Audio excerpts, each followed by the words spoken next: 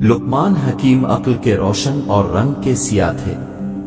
زمانے کے دستور کے مطابق وہ ایک لڑائی میں گرفتار ہو کر غلام بن گئے۔ بائک تاجر کے پاس پہنچے، سے معلوم نہ تھا کہ یہ لقمان ہے۔ اس نے آپ کو مزدوری پر لگا دیا۔ وہ آپ سے گارا بنانے کا کام لیتا تھا۔ ایک دن تاجر نے اپنے سب غلاموں کو باغ میں میوہ چننے بھیجا۔ وہ سب میوہ چان کر کھا گئے اور لقمان کا نام لے دیا۔ آقا بڑا غصہ ہوا۔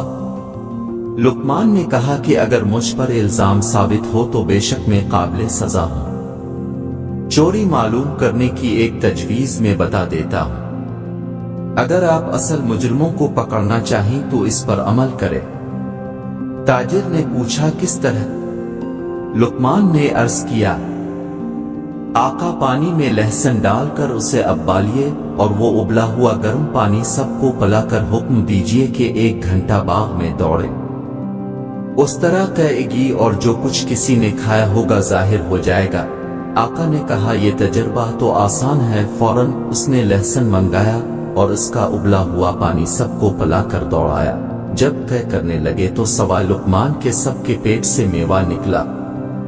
آقا نے سب غلاموں کو سزا دی اور لقمان سے معافی مانگتے ہوئے کہا کہ میں نے ناسمجھی سے جو آپ کو نہ پہچانا وہ میری خطا تھی، اسے معاف کر دیجئے۔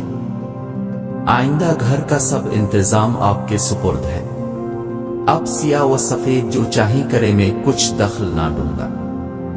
جس طرح لقمان کی حکمت سے چوری چھپے پیٹ میں ڈالا ہوا میوہ ظاہر ہو گیا، اسی طرح روزن جزا سب کا حلال و حرام کھایا اور کمایا ظاہر ہو جائے گا۔ یہ خدا عالم الغیب کی بے پناہ رحمت اور شان بتا رہی ہے کہ وہ ہمیں رسوا نہیں کرتا، ورنہ ہمارے سب افعال اس کی نظر میں ہیں۔